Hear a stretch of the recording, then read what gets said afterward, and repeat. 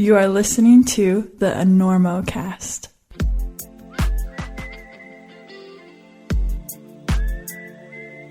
Fall is just around the corner, and by the end of summer, most of us have had it up to our last clip with all the inane chit-chat, dogs with personal space issues, and the beta, the goddamn beta, that goes with the mostly idle day at the sport cliff or the bouldering spot. And the cool temps have us feeling the dormant urge to dart and flit among the cracks and dihedrals like rhapsodic cliff swallows high above the earth. And for all that crack darting, you're going to need protection. You know, cams, nuts, and the like. Of course, Black Diamond has you covered with the raddest gear around. Ultralight cams, wee steel stoppers, and hot damn, they even still make your granddad's favorite gear, the Hex. So whether you choose to dart, flit, or climb your biggest dream routes, stick with Black Diamond to get you to the top. Check out all their rock protection at blackdiamondequipment.com or your favorite local shop.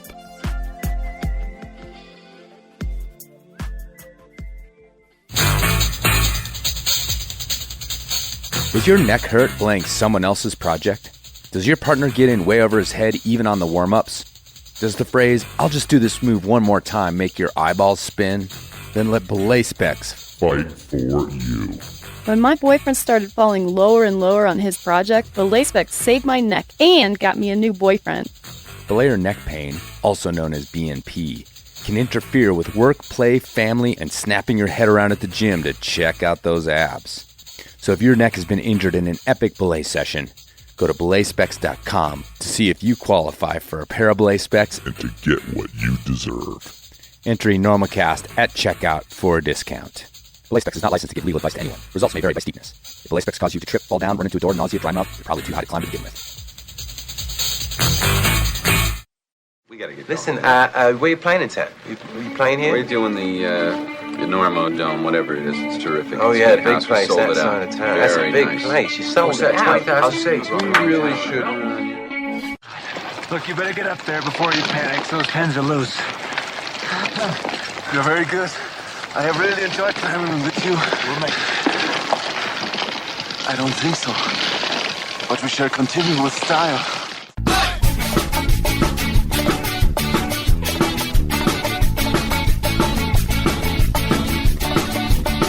Good weather, bad weather. Now or later, anytime is good for climbing.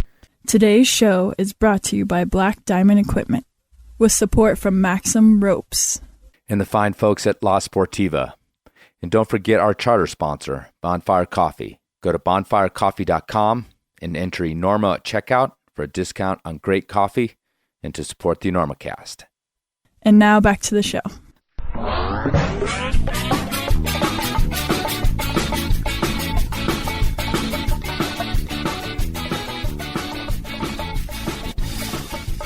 Hello and welcome to the Enormocast. This is your host, Chris Kalous. It is August 31st, about 2:30 in the afternoon. Yes, I'm doing an Enormocast intro in the afternoon. Welcome to the end times. Pardon the locusts. Yeah, this is episode 158, a conversation with longtime Valley denizen and Facelift founder Ken Yager, and also Allyson Gunsallus, who works with Ken on the Facelift, gets a word in edgewise as well. So this is a big advocacy one coming up. Ken started that thing just out of the back of his pickup, and now it's a monster event that cleans up tons and tons, hundreds, thousands by now, tons of trash out of Yosemite Valley. And what we found out, too, is that Ken has done a lot to ease longtime historical tensions between law enforcement and climbers in the valley, which is interesting and something that I kind of have felt easing over the years myself. But a lot of it's thanks to Ken working on that with the Park Service there. So that'll be coming up in a bit. Before we go to that, though, some news. I have another Enormo coupon code for you. Our friend Luke Mihal over at climbingzine.com has released the latest issue, number 13, the One World issue. Stories from around the world, including hunting for a flying squirrel in Pakistan, some portal-edge protests in Tasmania, and of course, some climbing poetry. Who's still doing climbing poetry out there? Are there any other publications that dare to put in climbing poetry? Anyway, if you go over to climbingzine.com, you can enter Enorma at checkout for a 20% discount on the Climbing Zine, helping out Luke Mihal. Keep it independent, brother. Okay, to today's episode. Today's episode is an advocacy episode. I like highlighting some of this stuff out there because every once in a while it inspires somebody to do something proactive for their own climbing area, their local climbing area, and not relying on the Access Fund or somebody else to do it. And it's interesting how climbers really do want to pitch in, want to help, but obviously our lives are busy and it just takes one person to organize something. And I think usually the community comes together pretty quickly. I mean, get a raffle, have a little bit of beer, and shit, you could move mountains, literally. Climbers will show up for that and work all damn day if you promise them a beer, a hamburger, and a shot at winning a chalk ball at the end of the day. So hopefully somebody will get inspired by this, by what Ken did, and get out there and change the world. Attention slipper people. The Sportiva Cobras are back and they're better than ever.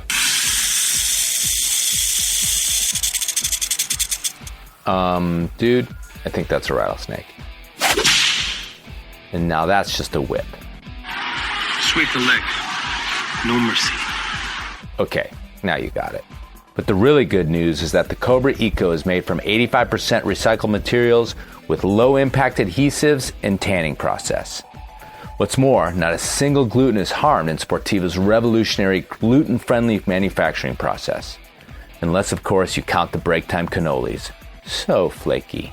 But seriously, the Cobra remains a legend for its fit and all-around performance, from boulders to sport climbs and even thin cracks. And they're back and better than ever. So check out the renewed Cobra Eco at Sportiva.com or your favorite local shop. And remember the glutens.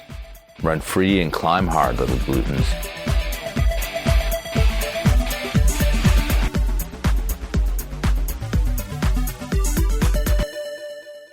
Have you ever been to a facelift? I haven't been to a facelift. How long has it been going on?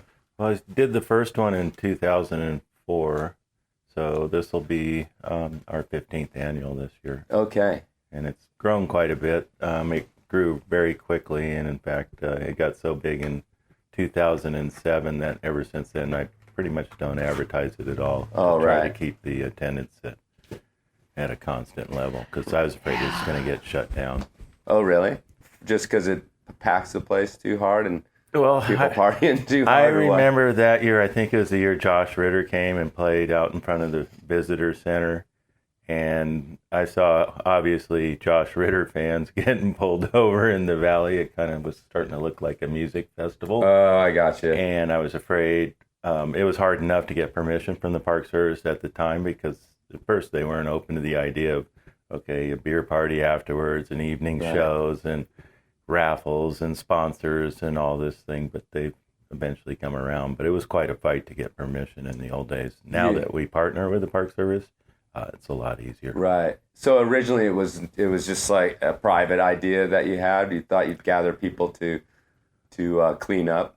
Well, I'll back up a little bit. I started. It was 2004 was the first one, and I was a climbing guide at the time, and my job is not only to climb with people and climb safely with them, was also to kind of teach them how to treat the wilderness areas and the outdoors, right? And so it was really getting embarrassing, because you'd be going on some of the climbing trails and you're telling them how beautiful this place is, a wilderness area, and you're tiptoeing through toilet paper and cigarette butts and all this trash everywhere. And I used to get so pissed off, because it sucks when you step on some of that with your climbing shoes. And anyway, and I wouldn't put it in my pack, so I was climbing at a short little climb at the end of the day to try to cook a client at the end of the day and teach them a little crack climbing. And I stepped through so much toilet paper, and then I ran into Eric Rice from Patagonia up there, and we were just talking about how bad it was getting, and it'd been bothering me for years, and I was never going to put it in my pack. And so then I finally just go, I could be pissed off at the world for the rest of my life, or I could do something about it. So I talked to Eric. I go, I've been thinking about maybe just getting some litter sticks and bags and picking some of this stuff up. At least then I won't have to step in it. And he goes, that's a great idea. I'll support you with some raffle prizes if you want. And so that's how it started. Did 3 days of cleanup just in Camp 4. I ran it out of the back of my pickup truck. And we probably got maybe 40 truckloads of stuff and put it all in dumpsters, recycled what we could. But the thing that I noticed was about 120 people a day. We had so much fun cleaning it up. I just had no idea it'd be so much fun. Right. It sounded like work. Yeah, it did. But it's like time. we all felt good about what we were doing. And so at the end, I bought some beer and, sodas and stuff. We had a big campfire, and we did a little raffle with these Patagonia items. And then I've just kind of developed on that year after year, try to make it bigger and better every year. And eventually we incorporated daily raffles, went to the very next year to a 5-day cleanup because a lot of people really wanted to do it and couldn't because they were working. And almost immediately we get up to about 2,000 unique volunteers a year, and it's been stable ever since because I don't advertise. It's all word of mouth. I don't. Now you have, though. Now you're about to. Well, people have caught on and definitely ask about it. So there are several, interviews and things. Yeah, I've done quite a few over the years. And in fact, 2007, the one year that scared me, we had, I think it was almost 4,000 volunteers. Right. And a lot of kids. But what's his name? David Muir with World News Tonight came out and did a 5.5-minute piece, which they show every year. Mm-hmm. And anyway, so that kind of put us on the radar, and that's what scared me. Yeah, and now randomly we'll see like NBC Bay Area go visit Yosemite in September for the facelift. Really? And you're like, no. Yeah, well, terrifying. I don't care. If the Park Service advertises it, so it's fine with me. And now that we partner together, they kind of promote it quite a bit more, and we got an Instagram account. I'm not a social media guy or anything.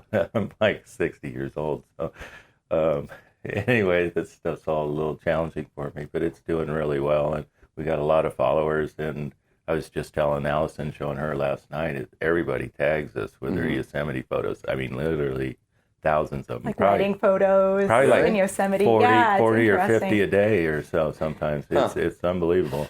Well, Allyson, you said that you the reason we're here in the room is because you had heard that Yosemite episode, and I mentioned it on there just because we were on El Cap, and the one thing that I hadn't climbed El Cap in quite a few years. When I'm up there now, and I think back to the era that I started wall climbing in, which wasn't that long ago. I mean, it was the 90s, and that the ethic was to just, the word ethic is kind of ironic because there's nothing ethical about it, but was to throw all your garbage off the climb while you were doing it. Like that was, I think when I said it on there, I kind of qualified it a bunch of times because it sounds so absurd. Anywhere else, we were these outdoorsmen or outdoors people that would never do that. But for some reason, just that we thought it was so desperate or whatever, that every ounce of can or whatever got thrown off. It definitely takes a cultural shift, right, for everybody's ethic to change. I think Facelift actually was a part in promoting that change in attitude among climbers, with Ken and the growth. Mm-hmm. I was on the nose in 2009, and the first nose wipe that I read about was 2013? Was it earlier than 2013? I quite honestly can't remember anymore. I remember like the camps were just disgusting. Totally. Camp sticks in particular. Yeah, with that gap, behind like the ledge and like the wall, and it was just trash from all over the world too, because that route gets people from all over the world. I slept on that ledge first time in 1977. It was bad then. Okay, it's always been bad. Yeah, it feels like maybe it was a modern problem, but going all the way back, it was this idea of, again, just get rid of everything because it could be the difference between climbing. And that was my realization. I mentioned on the show is at some point I just stopped because I thought, well, if I can't climb this thing because I have a couple empty cans in my haul bag, then maybe I shouldn't be up here, because if it's that like the fine line. But it was, it's again, I'm just like, ounces. Right, trying to like wrap my head around who I was, that I was like, that's fine, I'll just throw. Well, and then also all the shit, like the shitting on El Cap too. and throwing it off in bags. And yeah, it was like a. It's the culture, though. It was what everyone was doing. You don't even. It's hard for us to perceive things outside of the norm. Totally. Well, in the 70s, you just went on the rock, and I climbed El Cap. The first year I started climbing El Cap, I was 18 years old, and I did 4 El Cap routes, and only one other time were there other people on the rock. That's how desolate it was. So it was a problem, but it wasn't a real obvious problem at that time. But then in the 1980s, El Cap got really popular, and it became such a problem that people started pooping in their paper bags and throwing them off. The idea being that it would dry out, and then it was standard back then to drop stuff or throw stuff off, and then you go and scour the base at the end of it and clean it up. But it's sort of stupid, but you end up cleaning up more than what you dropped off. 9 times out of 10, you might miss a couple things. If you're doing, if that's what you're doing, but not everybody did it. Not everybody did it, and that became a really big problem. Plus, it was so popular that there were, like you said, paper bags everywhere, and it was. I mean, it was like a Superfund site of toxic. Pretty much. The base El Cap in the 90s, because this was it's even more popular, and right sort of before people decided that it was time to stop doing that, and it took a while in terms of bringing the tubes along and things like that. But my first few years wall climbing there, it was like just gross, And you're in the most beautiful place in the world, and within 50 feet of the base of El Cap is basically like a toxic hazard, So, and this time around, I climbed it again in 2008, and then I just climbed it, and the difference is amazing. And the trash on the wall too. And you guys have been part of what you call the nose wipe, which was like, basically technical litter, taking care of technical litter up there. And have you done other routes or other parts of El Cap as well? We've done Half Dome. Okay. We do Glacier Point. Below Glacier Point. One thing with the facelift, I feel like climbers are generally pretty good. We get on each other if somebody really botches a route and really dirties it up.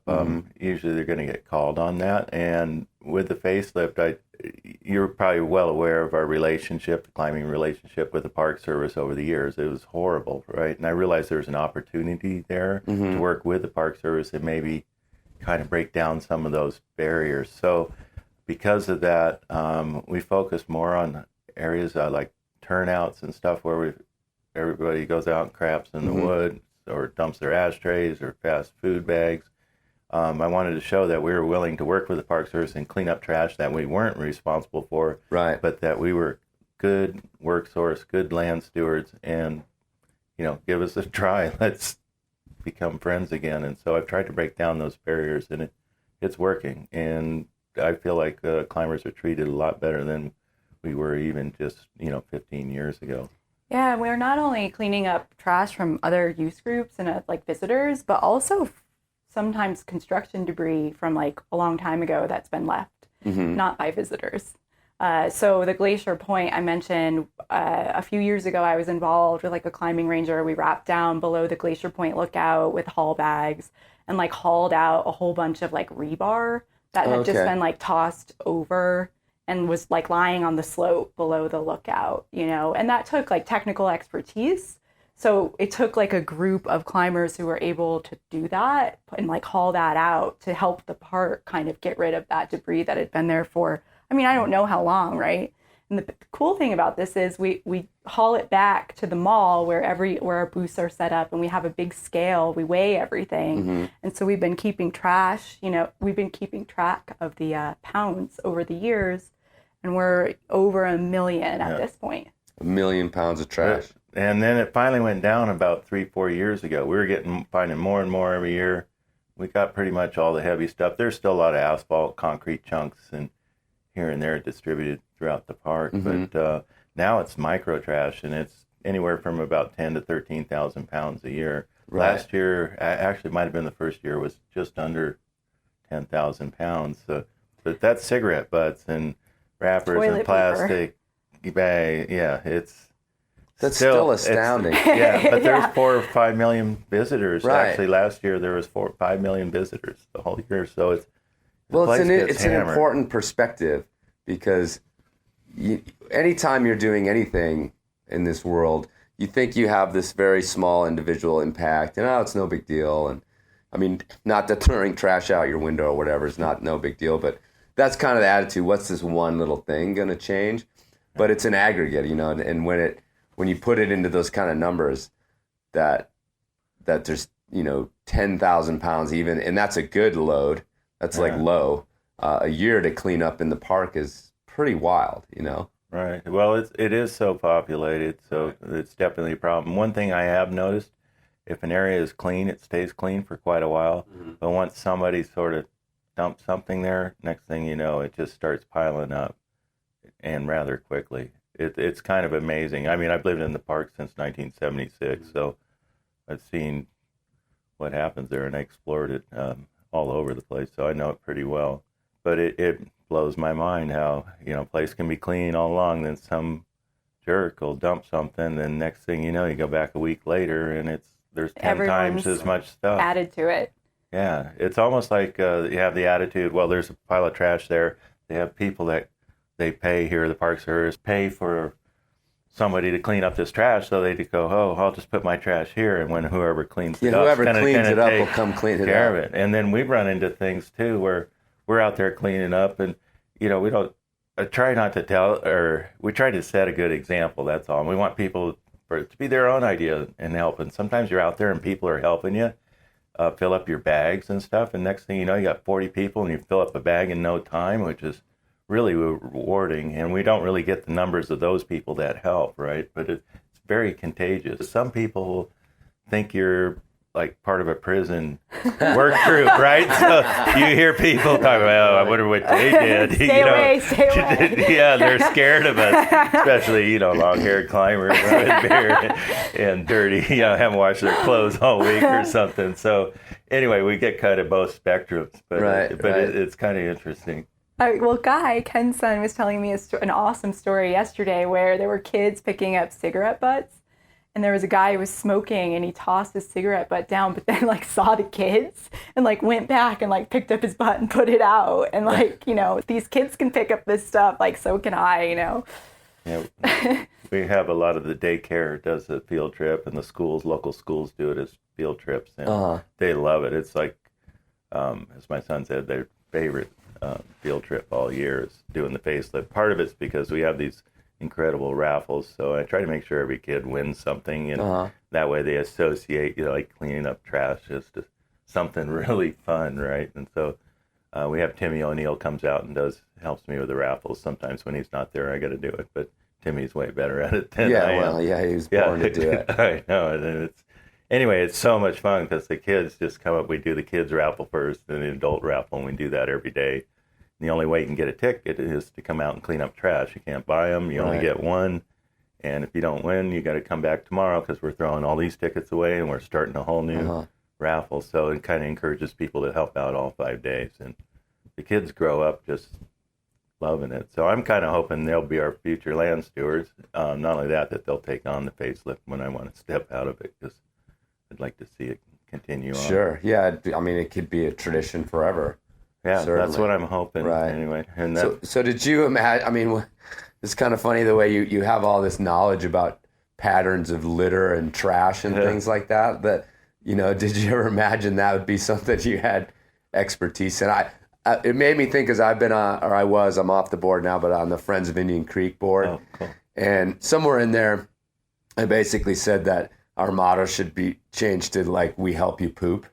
Because that was really the whole time I was there, the constant thing we were doing was bathrooms, and where do we put them, and how do we pay for them, and how do we partner with the BLM to pay for them. And that's all we talked about and all we kind of did. And because that place is remarkably clean, to the point where I've had friends from Europe come over and they can't believe how clean that climbing area is. That's great. And I think it's just climbers really visiting those cliffs, because it's, there's a drive through in terms of a road, but there's no tourists or no really what I always call civilians on the show. But I think that helps. But I've always been pretty amazed if you find anything besides micro, like tape and butts, it probably like blew out of somebody's pack, you know.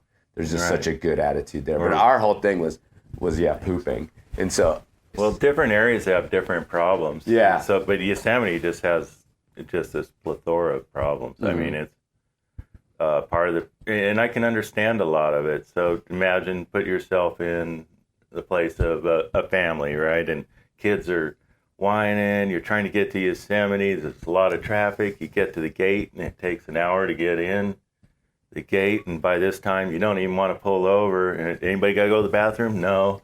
Okay, we're going to get our campsite, right? And I mean, you could picture it. I think virtually everybody goes through this, and then they get halfway to the valley, and it's a lot further than they realize that suddenly the kids got to go to the bathroom, right. and it's still another 6-8 miles into the, to the valley floor. And so they pull over at a turnout, and they go out in the woods, and one person's got to go. Well, I got to go too, and so the whole family does. And you open your door, it's a little windy, some paper blows out. I mean, a lot of it's unintentional. It's, unfortunately, when somebody does do it intentionally, it impacts an area in a huge way. But once we clean it up, then we can start over the next year. So anyway, I never thought it would turn into what it did. Quite honestly, I did it for selfish reasons because I was tired of sticking to my feet. The toilet paper, I mean, it was disgusting. And after realizing how much fun everybody had, I realized that it was a good way to kind of turn around the relationship between the climbers. Yeah, that's a big deal. I think and that's probably the biggest. We're really lucky to have seen in our climbing careers, mine's much shorter than Ken's, this turnaround in the attitudes between climbers and rangers in Yosemite. You know, there's a much better relationship now, even in how certain things will kind of go unaddressed at this point that before were actually pursued and like kind of, there was a kind of a cat dog chase thing going on with rangers and climbers. And that was when I first started climbing in Yosemite in 2007. It was still like that. Right. And even over the last 11 years, there's been a change. And I think that's due to the fact that I think the industry is actually... It's helping too. Recognize that we have the responsibility to be stewards, and that's kind of become the like trendy thing, which is great. I mean, as far as trends go, to make climbers feel more responsible for the land that they're climbing in, right? And really have that cultural shift and have the norm be that we're actually going to be the model for other visitors, right? Is great. We turned the tables is what we did. Well, Ken, let me ask, I was thinking about this when you first started talking about this relationship, and you've been climbing there since the early 70s and living there since 76, you just said. Well, and the other thing is that, it's also kind of famous even before Valley Uprising, but there's always been this idea, like you just said, where there's a, cat and dog, cat and mouse, whatever, between the two groups. Cat and mouse, I think that's whatever. I don't know what the expression is. Well, I mean, whatever. There's dogs and mice and cats. Dogs, cats, none and of them mice. are getting along. Is the point. What do you think the basis of that was back? I've got my own theories. I think it has to do with the Stoneman Meadow riots. Okay. In 1970, I believe it was 1970, they had the riots. They kind of took over the meadow, and they're out there smoking pot and doing LSD and all that stuff and partying, enjoying the valley, and they weren't in a proper campground, and so the rangers went in there and tried to break it up on horseback, and they got in some altercations, and I think it scared the Park Service. And then in the 70s, a lot of the climbers, we looked just like those people that were rioting in Stoneman Meadow, long hair, beards. And you know how climbers are. We're pretty self-sufficient, right? If you push on us, we're going to probably push back or at least hold our ground. And so I think there suddenly became this, opposition there from one side to another. So it, quite honestly, I've seen some of the footage from those riots and scared the Park Service. They almost lost control of that whole thing, and it, a lot of people could have got hurt. Right. And so I think that was how it all started. And then there's other factors in there. Jealousy. Okay.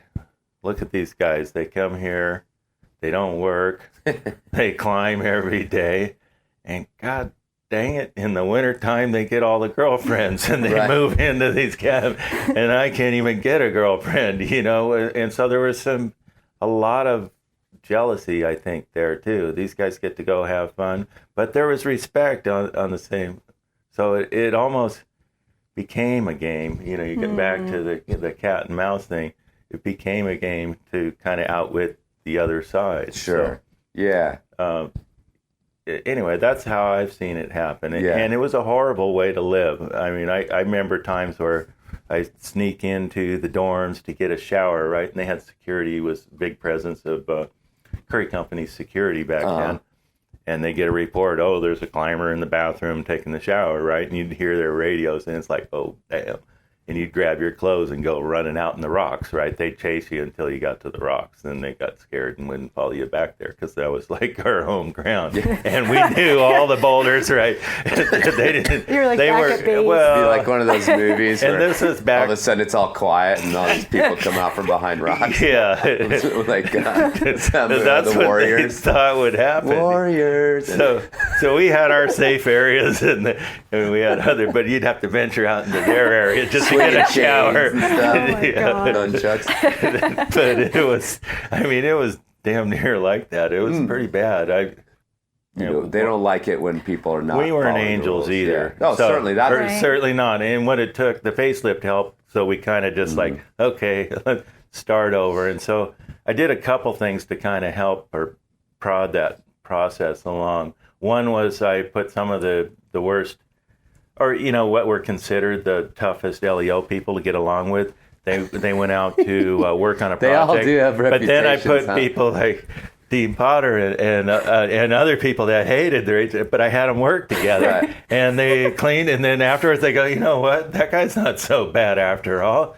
And, you know, we each had our own job to do, whether it was climbing, unpaid job, or a ranger, and their job is to enforce the rules. And of course, if you break them, they're going to come after you. And the forum's really conducive to that too, because it feels like a festival. You know, like Ken said earlier in our conversation, it's fun. You know, it's not just like go out and pick up trash. It's like work together on a specific project. At the end of the day, we've got all of our raffle prizes from our sponsors, and everybody's so excited for everybody winning the raffle prizes. We have speaker programs in the evening. And so, you know, it's conducive to people who might not have gotten along, to them being like, okay, well, we can put aside those roles for like this particular this one effort, week we're getting along because this is fun. And it's just kind of, you know, I think it's helped a lot. I think the industry's become more legitimate, like a more legitimate use also. So that's a factor that's helped our cause. That's kind of when I was thinking about how I had thought about it. I had put a lot on that, and just in terms of climbing is a much more visible user group, and I think it has been legitimized. Well, they have money now. That's the difference. Yeah. I mean, there's professionals out there. They're IT people or people in, you know, business that are.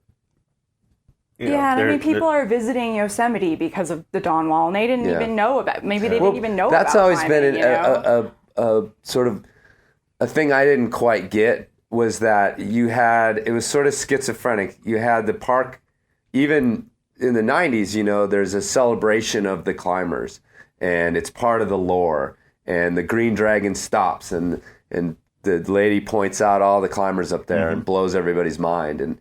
And I've always said, you know, aside from everything else, if you're a tourist in the park, that's one of the things you remember is seeing. Oh my God, there's somebody up there, and they're on those weird little ledges, and you had, you know, it's like then it was like when the sun goes down, then we're the enemy or whatever, you know, and it just kind of was like a weird schizophrenic thing with the Park Service. We have this too with the public, who will like just scream bloody murder about how irresponsible climbers are when there's like an unfortunate death in the mountains, but they'll be the first in line to go watch like a feature film about Everest or like, you know, something down in South America. There is this strange like love-hate relationship with what did you call it, the civilians? Yeah. Who would rather be like entertained than have a specific experience. Yeah. With people who would rather have a specific experience than be entertained. You know, that's like, do you know what I'm saying? Totally. It's strange. I just had a similar conflict. discussion to that idea. I mean, and it was really apparent recently with the speed climbing and then the two men who died on the free blast. You know, it's those two things happen simultaneously, almost literally. Yeah. And, you know, one causes everyone to talk about how this is way too dangerous, and then the other one, where they're doing the same thing, right? Maybe even more so, and you have everybody celebrating. Yeah, that was an odd week, right. For sure. Yeah, there's always been a need for interpretation of climbing in the valley, and years ago, Tom Evans, you know, I noticed everybody'd go out to him and ask him questions while he's taking pictures of people, and he was having some problems staying in the valley. And I set up a program to allow him to stay here. I got funding to start this program called Ask a Climber, which has become really popular now. So people can go down and actually look at the climbers, talk to somebody that's climbed El Cap, and ask questions and get legitimate information or accurate information. And anyway, it's pretty all part cool. of it. And I think it's really good. You know, that's the other thing with the facelift. I try to bring other user groups into this so that we all work together, because I feel like it's really important that we reach out to other user groups and get that support. If we have a problem with land, you know, people in charge of our public lands or something like that, we can get a lot of support if we reach out to these other groups and work with them. Instead of, you know, we've always kind of hidden away, I don't want to answer questions about climbing or anything like that. But I think it's important for us to reach out, and also to realize that we're not the only ones or the best ones to use the park too. The arrogance that we have. No, we are though. Yeah. So, yeah. I mean, it does belong to us. Yeah, like, exactly. But we are so self-centered as climbers sometimes. It's embarrassing. How many times have you gone to free food and they'll pile up the plate like that, and they'll take all the raviolis or whatever and not leave any. And then they won't eat it all, and they'll leave it out on the side. Right. Oh, it's so embarrassing. Hey, we just cleaned up the whole park, and you're going to leave this trash out here? Come on. It's ridiculous. So anyway. No, but we're also very hungry. So. Yeah. Oh, I know. And I get all that part of it. Yeah. But let's realize there's other people out there too that might like this area. So you know, you think about for the photographers, for example, if we got bright colored webbing all over all the rocks, or you know, things like that. We just I can jokingly or also sometimes believe that like climbers are better than, you know, like the civilians. That's like you said, we are right superior. there. Yeah, I mean, let's just face it. Look at us. But but I'm also my eyes are open, especially working on my own the Friends of Indian Creek. You know, then all of a sudden your eyes are a little bit open to the park services, or in this case the BLMs, or in the case of the Indian Creek, the BLMs. You know, they have problems that are legit.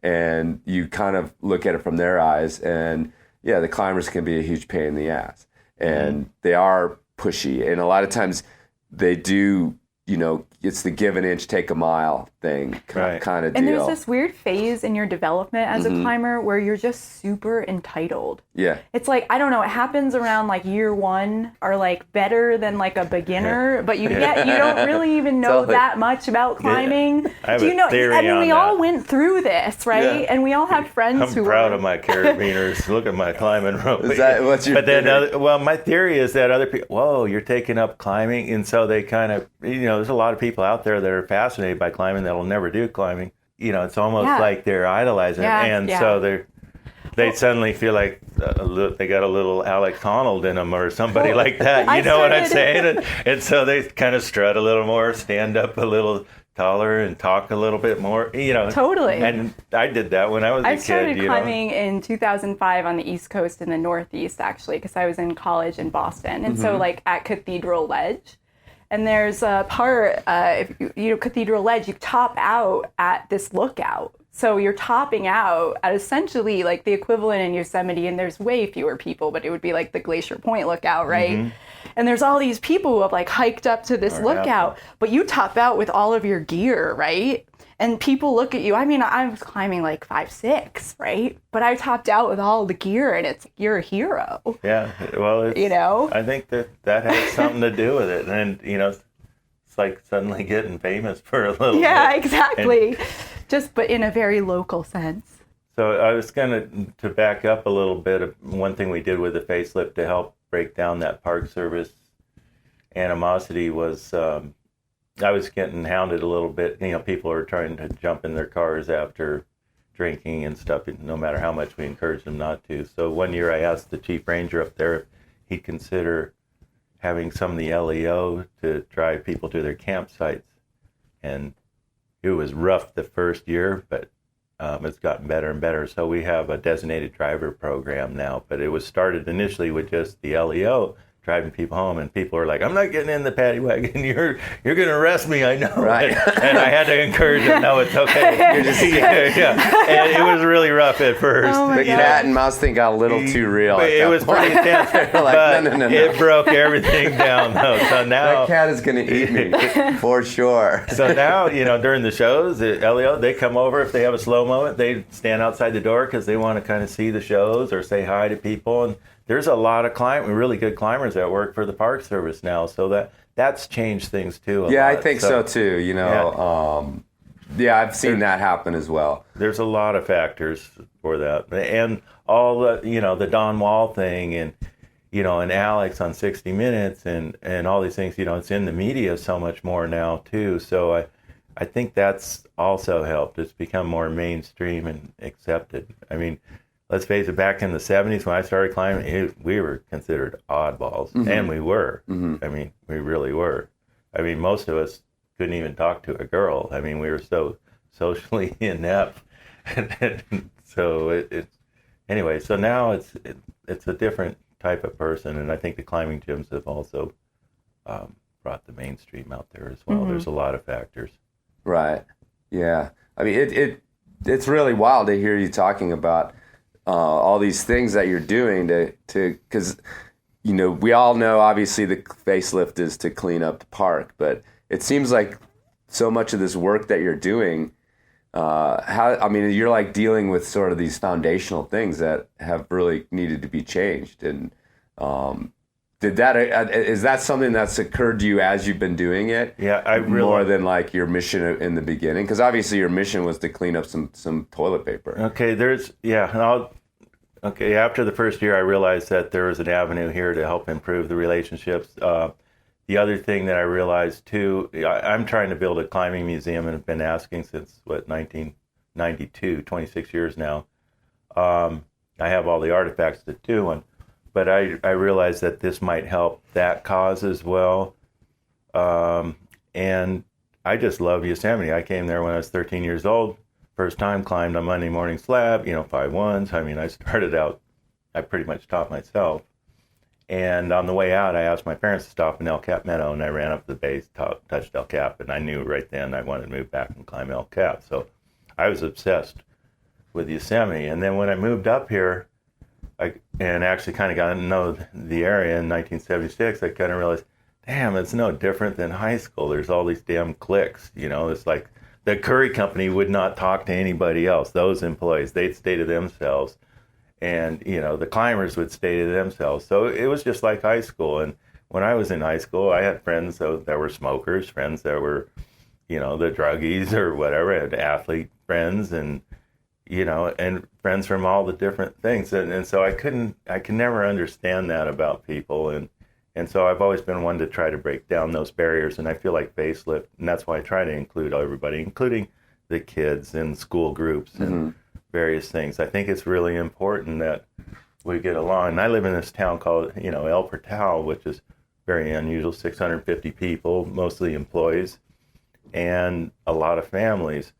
And what's kind of unusual about that town, since it is a small town, all the kids are different ages, but they look out for each other. They're friends. So, for example, my 14-year-old daughter, her best friend this year was a senior in high school. She played music with her and would ride to high school with her. So they're 4 years apart. And you don't see that in any other town. Same with my son. I mean, a lot of his friends are younger and older, and it's a nice community. So it's, and that's the way it should be. People should just be humans to each other. But unfortunately, especially kids that hang out at the same age group, we're kind of forced to do that. We can get kind of cruel to the other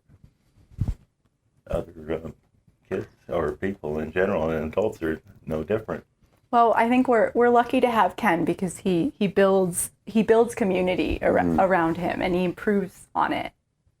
That's really one of his main skills, I think. Well, yeah, I mean, that's what's occurring to me while I'm talking to you, is that you obviously, and it's great that you just explained kind of your attitude from even the 70s, that you were the right guy at the right time to do this. It's really great because another person could have, done the cleanup but not realized all these other connections. And again, I'm sitting here, obviously 1 million pounds of trash is awesome to get rid of, but I feel like there's this other part of it that's almost more important because of this foundational change that you've started to create that will last, even if you stop doing the facelift tomorrow. That's going to last for a long time. So the mission of the Yosemite Climbing Association is to preserve Yosemite climbing history, right? Mm-hmm. So building this foundation is so important toward that end, because Ken mentioned, wanting to get a climbing museum in place, and that'll be much harder to do if we don't have any sort of infrastructure. The facelift has allowed us to have meetings with the park, get to know Park Service members who might be, essential when we have the resources to put a climbing museum in place. I can walk into the superintendent's office pretty much anytime I want. I never or rarely make an appointment. I mean, if they're busy, I'll leave them alone, of course. But anyway, it just blows my mind. And to get back to this, I never wanted to do this stuff. It just wasn't getting done, and it was bothering me that it wasn't, right? I would have gladly just kept climbing and, lived my own selfish life, but it's, anyway. I don't think you could have done that. Yeah, that's what I don't think you could have, Ken. Nobody in the room buys it.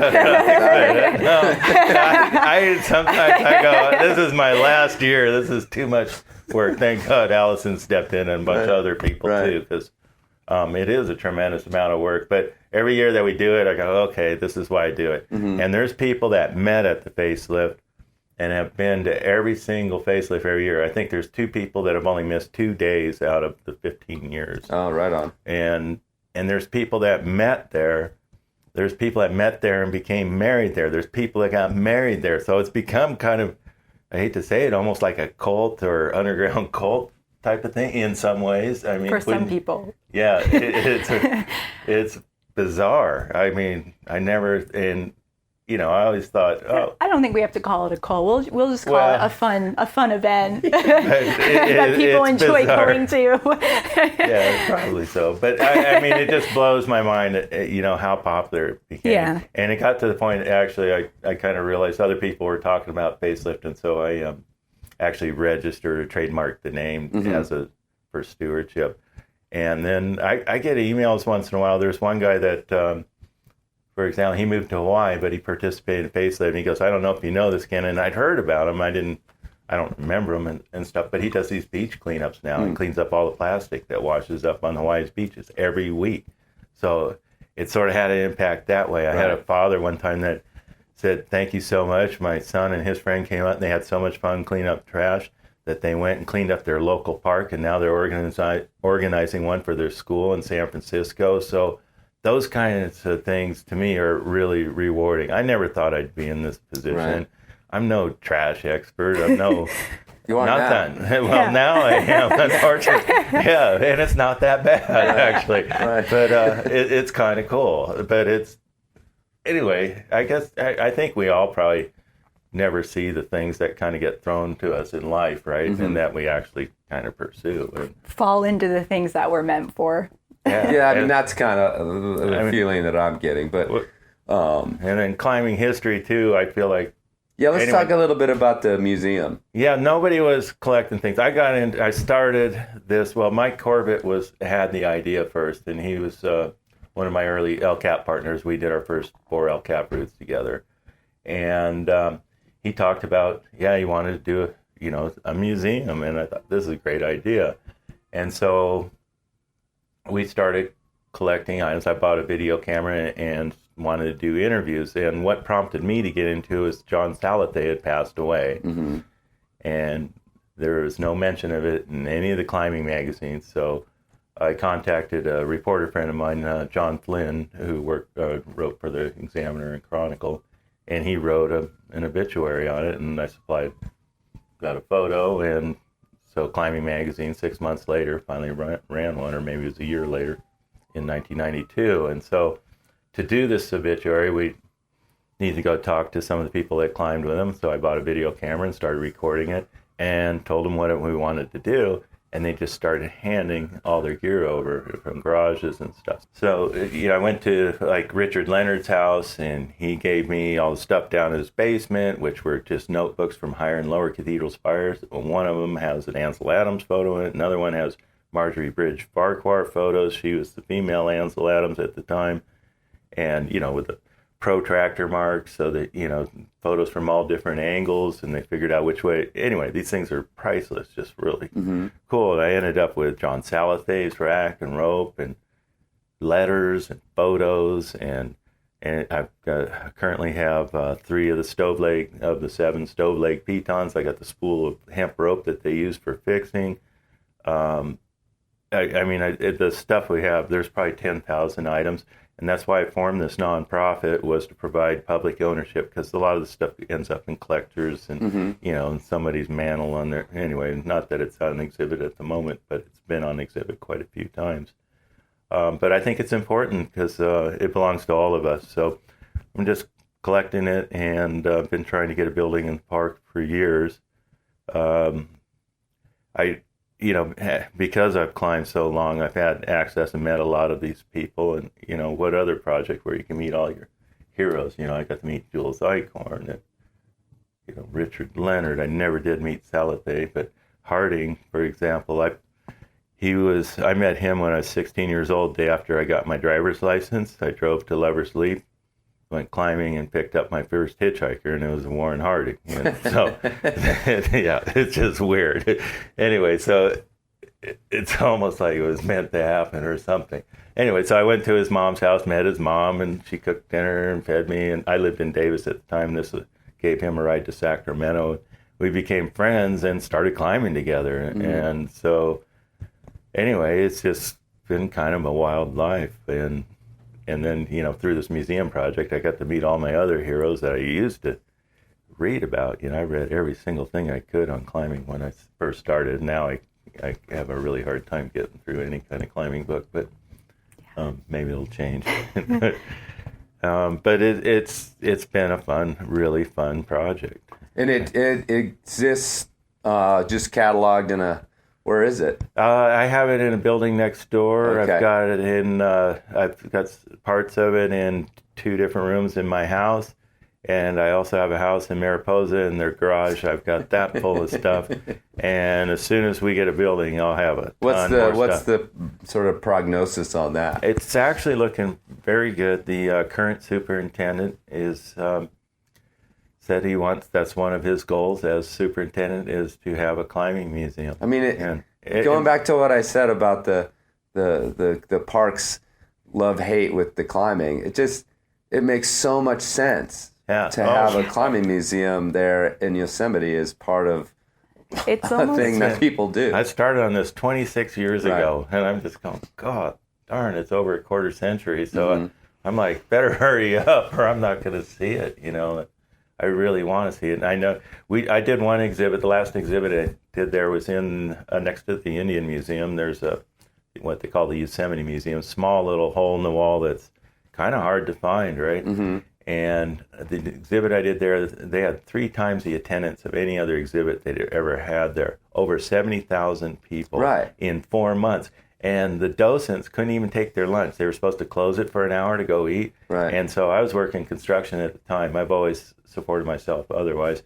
And I went on my lunch breaks and give the docents a chance to leave out because they could not get people out of there. same thing at the end of the day. It's like, okay, you're going to have to come back tomorrow. But people were fascinated. I was blown away at how popular it was. And right afterwards, the Conservancy, this would have been 2007, 2008, I did an exhibit. I had $250,000 to work with, and we did an exhibit down at the Autry Museum of the West. I forget it's a long name, but down in Griffith Park in L.A. And that was a really nice exhibit. I had a real curator and designers and everything. So it was a beautiful exhibit, and that was going to travel around the country. And then the housing market burst, and suddenly there was no money. It takes a lot of money to build an exhibit. Plus, I was getting tired of putting an exhibit together, all this effort, and then it's up for 3-4 months, and then you take it down. Costs a lot of money. It's expensive. And travel. So a lot of times I was just working for free on my own. I've donated a lot of my time. But they're causes that I feel really strongly about. And so so it's not even like work. It's time though. But I had started having kids and stuff. And so I had to get responsible. Everybody goes, "Oh, when are you going to retire?" And I go, "No, I had an early retirement. I retired at 18 years old. And now I got to work." I just had that discussion 2 days ago. About how, we already took our retirement. We're going to work to the grave now. And I moved to Yosemite during a really exciting time. Totally. I mean, it was during the Stone Masters. For example, I first moved up there was during the airplane crash. Mm-hmm. And so that's a whole nother story. So, everybody... there too, so it's... the stove legs and all these things from that golden age. What about... What do you collect now? Like what kind of things do you collect? Modern things you will be for posterity?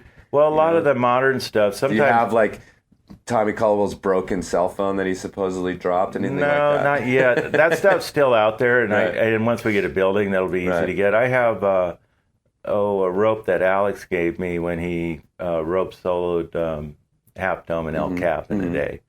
So and he signed it and stuff, but. Not a lot of modern stuff. I have Lynn's shoes from Freeing the Nose. Oh, cool.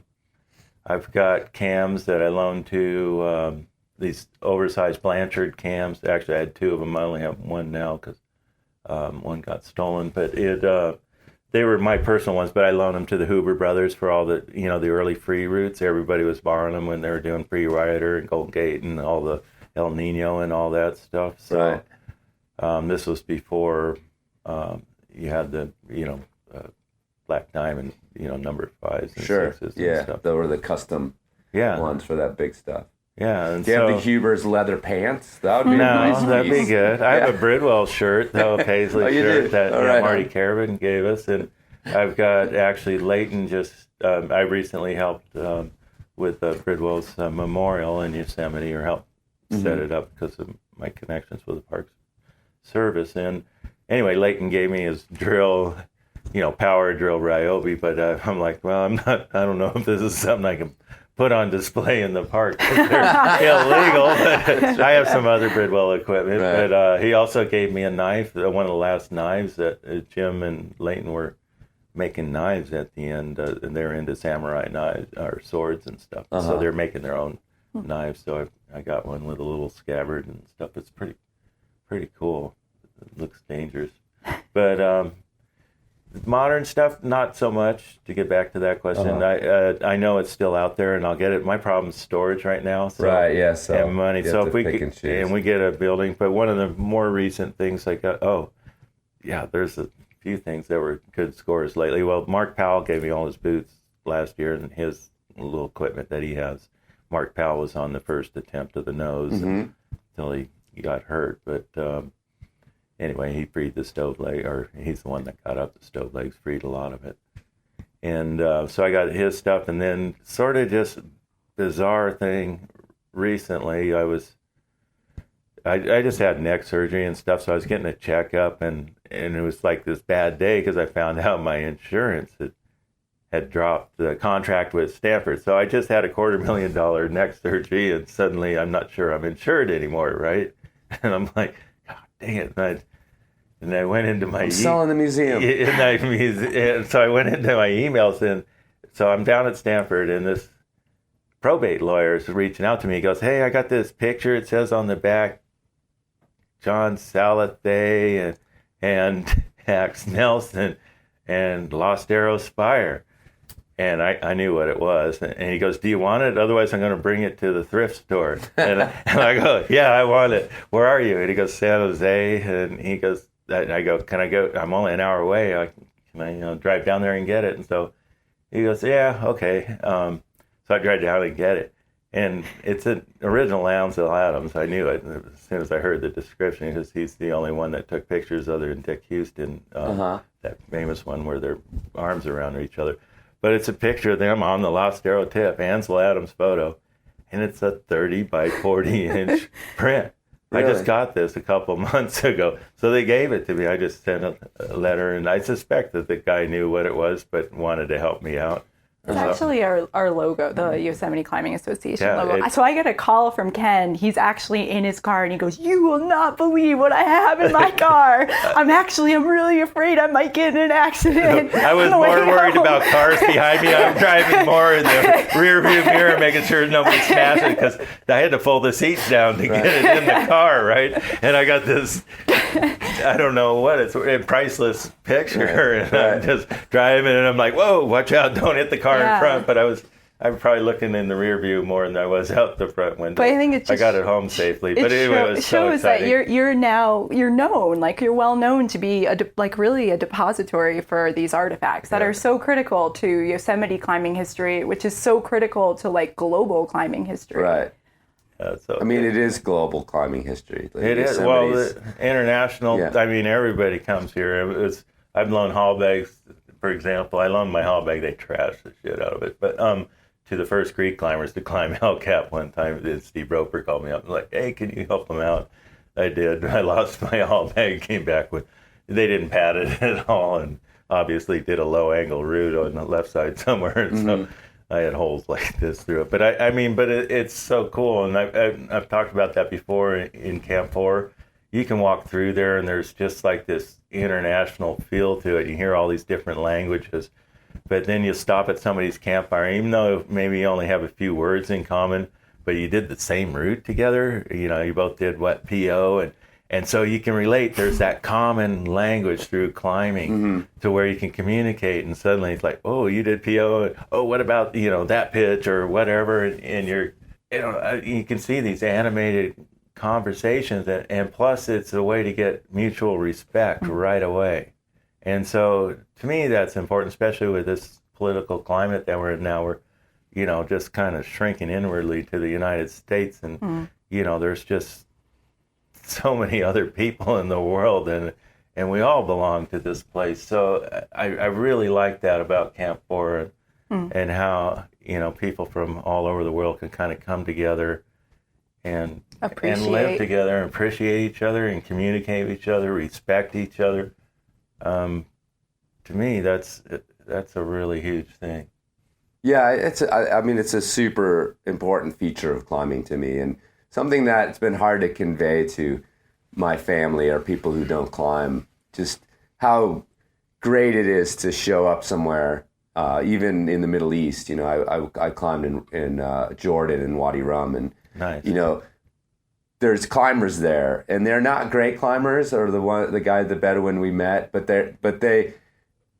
they want the connection. They want to talk to me about climbing because I've just appeared from somewhere that they respect, and they're like, "Okay, he's a climber. I need to present myself as a climber," and it was just super cool because you just wanted to connect with these people, and well, there's also been a really long history of mentorship with climbing and with teaching people and sharing of information, which is so unusual in any other sport. You look at surfers, they're not going to, they don't want to talk about their secret ways type of thing. And who knows, maybe climbing is going to get that way as it gets more crowded, but there is so much rock and stuff out there. But it's like, what other sport can you, say for basketball, can you go out and meet LeBron James or go out and meet, the big stars of that particular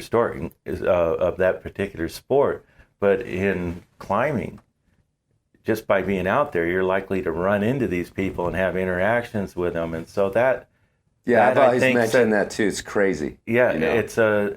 But that's what's really neat about the sport. Yeah. You know, in my opinion. So, I mean, for example, you know, I ran into T.M. Herbert when I was 14 years old. You know, I helped carry a guy down in a litter with him. That's how I met T.M. Herbert. I met Warren Harding at Lover's Leap, picking him up as a hitchhiker, and I was like, oh my God, that guy looks scary.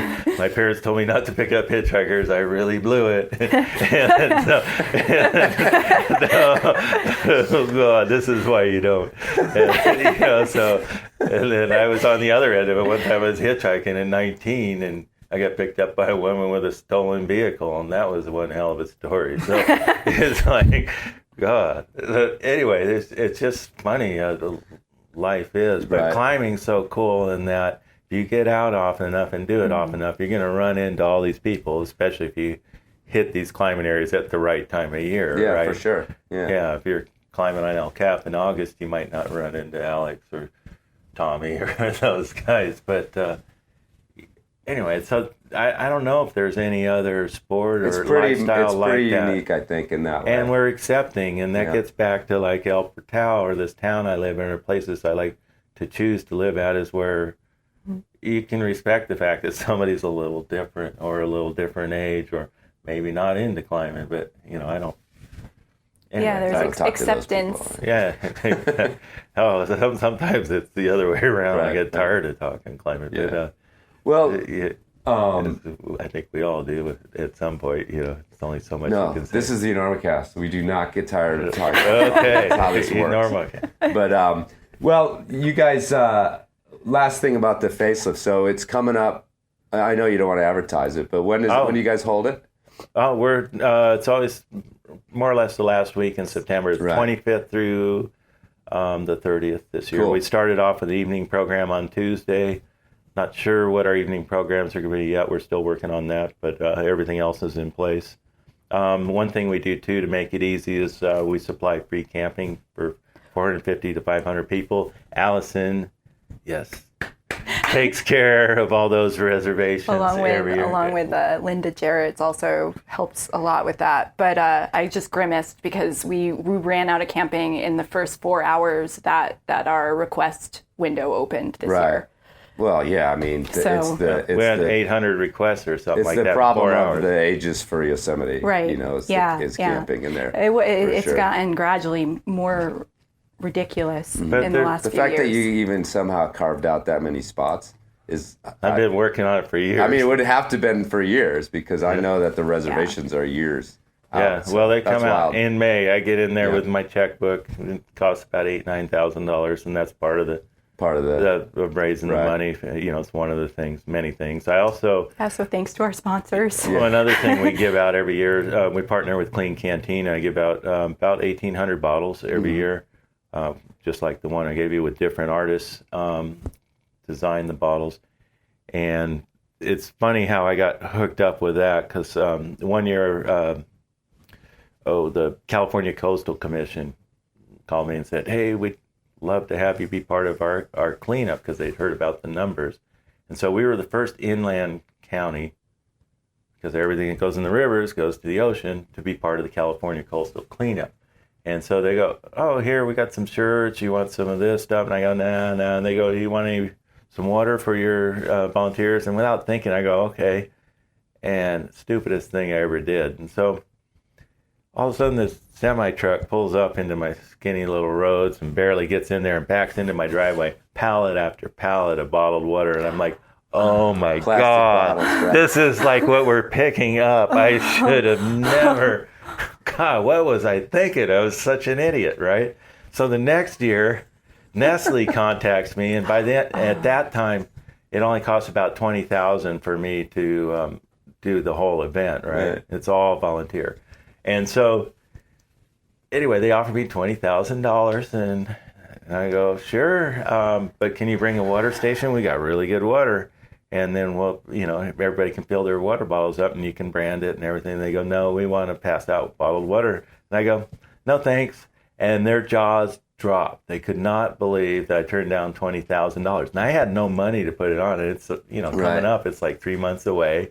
I'm going, oh shit. And what I'd do is I'd rack it up on my credit cards and just pray that it would break even. That's all I try to do. But, so I'm getting these financial lessons from your father right now. But you have. And so I said no, but then word got around, and suddenly all these companies go, what do you need, Ken? And they start giving me money. And so suddenly, it just felt right to me. Yeah. Anyway, but it was the dumbest thing that I ever did. So I make plenty of mistakes, but I try not to make them 2 years in a row. We have our water bottles. We're also going to move to reusable coffee cups this year, too, because we have a coffee station that we've been having paper cups at. So now we're like, paper cups, right? Walking the walk. And we got Warren Wear comes out and repairs clothing, anybody's clothing for a couple days. And Bottle Source, the North Face is going to come out anyway. Leave No Traces out. And so, the word's gotten out. I've always been hesitant to advertise too much, though that's probably going to have to change because we'd like to do some other national parks. Sure. And Subaru's really on board. They just gave me a car for 3 months. And so now I'm learning the social media thing. Thank God I got my son here because he's helping with all the hashtag stuff, and everything. So anyway, we just we're looking to grow. We're looking to add structure, which is what I'm hoping to do as like a business person, attorney. And then maybe we can expand out into some other parks, It's so funny.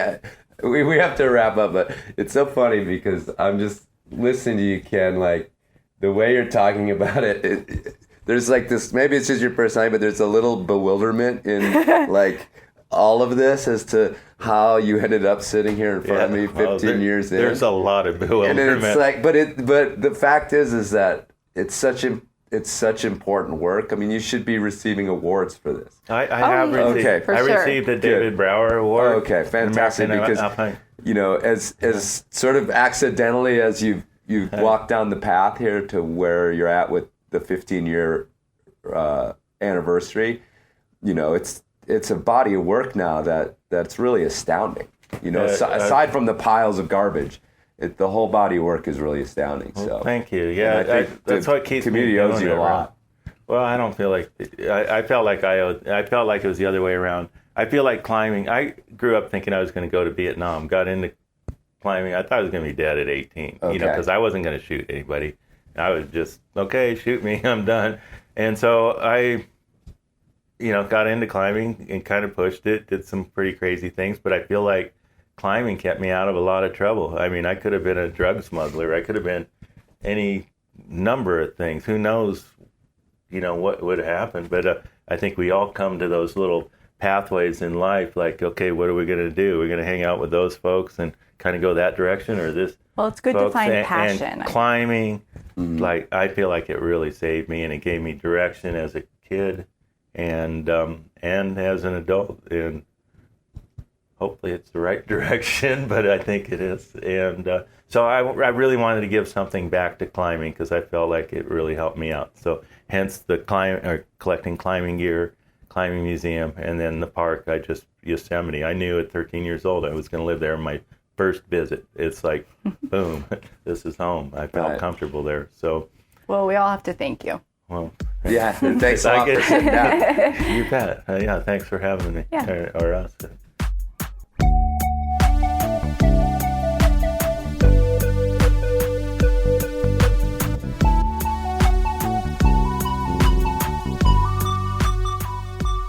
All right, folks, thank you for listening.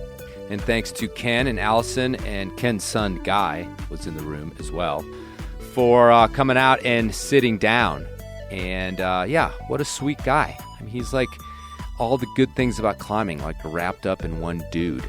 And please, if you have an inkling to do something good like that for your climbing area, get on it. And despite the fact that Ken's worried about too many people showing up, I'm sure he'd appreciate if you participated this year in the Facelift. It's coming up on the 25th of September, 25th to the 30th in the end of the month. I'm sure the camping's all gone, but maybe you can figure something out. Or, alternatively, if you feel like participating, you can certainly go to the Yosemite Climbing Association's website, yosemiteclimbing.org, and donate a little something to the cause. I'm sure they'd appreciate that too.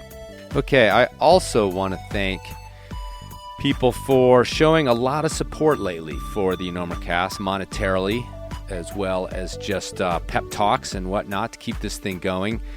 The Dean Fidelman episodes, I think, really struck a chord, and probably a lot of the stuff that Dean said about trying to be creative within the realm of climbing without necessarily, feeding directly from the brands. It's kind of difficult, and, Luke Mihal's doing it to a certain extent. I'm doing it up here at the Enormocast to a certain extent. Of course, we have our sponsors, but this thing is still out of my living room, out of the passion that I have for it. So thanks again for everybody supporting it. If you want to help out, even with just a little bit of effort, you can head over to enormocast.com, click on the Help Out page, and help out there just by doing a few things on the internets to keep the siren going for the Enormocast. So thanks again, everybody. It's been a great summer. And hopefully you guys stayed safe this summer climbing and are looking forward to the fall like I am. And, of course, always being vigilant, always paying attention, and checking that knot.